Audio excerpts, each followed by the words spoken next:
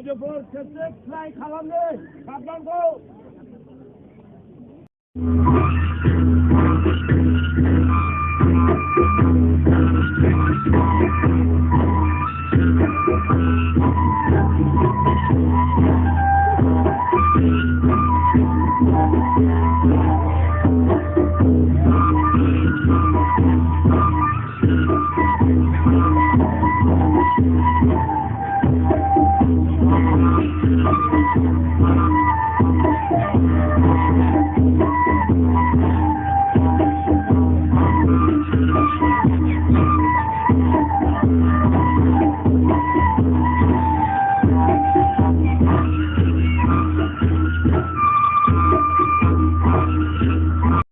নতুন এটা দিগন্ত নতুন এটা ৰেনেছা যে তেওঁ আনিলে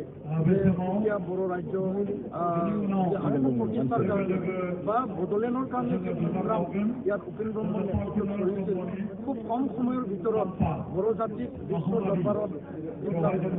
যিসকল বঞ্চিত হৈ আছিল বিচৰিত হৈ আছিল সকলোকে একত্ৰিত কৰি পেলাই বড়ো জাতি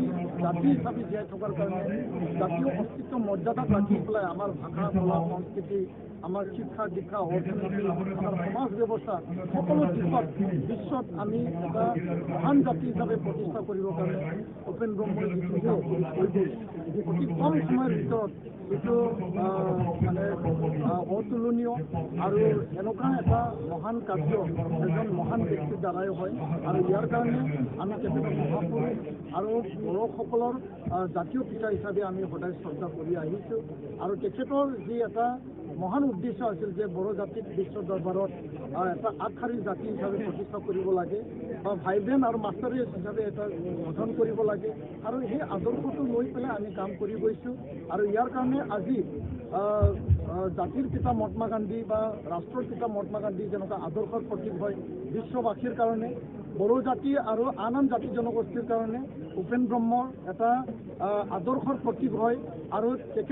তেখেতক আদৰ্শৰ প্ৰতীক হিচাপে লৈ পেলাই আজি বিশ্বৰ বিভিন্ন মানে পিছ পৰি থকা যিবিলাক মানে লাঞ্ছিত বঞ্চিত আৰু সমগ্ৰ উত্তৰ পূবত মানে বঞ্চিত যিবিলাক মানে জাতি জনগোষ্ঠী সদায় কাম কৰি গৈছে আৰু কাম কৰি যাব নিখিল বড়ো ছাত্ৰ সন্থা বড়োফাৰ আদৰ্শক লৈ পেলাই বড়ো জাতি গঠন প্ৰক্ৰিয়া আমি সদায় এইটো মানে কণ্টিনিউ কৰিম আমি সদায় এইটো কাম কৰি যাম আৰু কোনো কাৰণত আমি জাতীয় যিখিনি চেতনা জাতীয় যিখিনি মৰ্যাদা জাতিৰ অধিকাৰৰ কাৰণে জাতিৰ স্বাভিমানৰ কাৰণে কাৰো লগত আমি আপোচ নকৰোঁ আৰু এই কথা উপেন ব্ৰহ্মই আমাক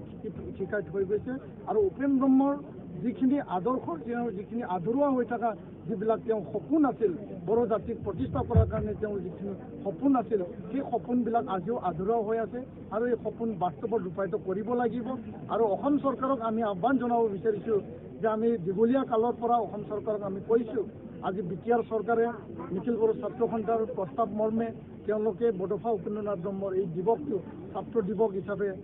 পালন কৰাৰ কাৰণে কোনো স্কুল কলেজ ইউনিভাৰ্চিটি বন্ধ নিদিয়াকৈ কোনো অফিচ কোৰ্ট কাছাৰী বন্ধ নিদিয়াকৈ উদযাপনৰ কাৰণে এটা নিৰ্দেশ জাৰি কৰিছে তো অসম চৰকাৰকো আমি দাবী জনাইছোঁ যে শ্ৰীমন্ত শংকৰদেৱ বা মাধৱদেৱ তিথি বা আন যদি তিথিবিলাক লাচিত দিৱসবিলাক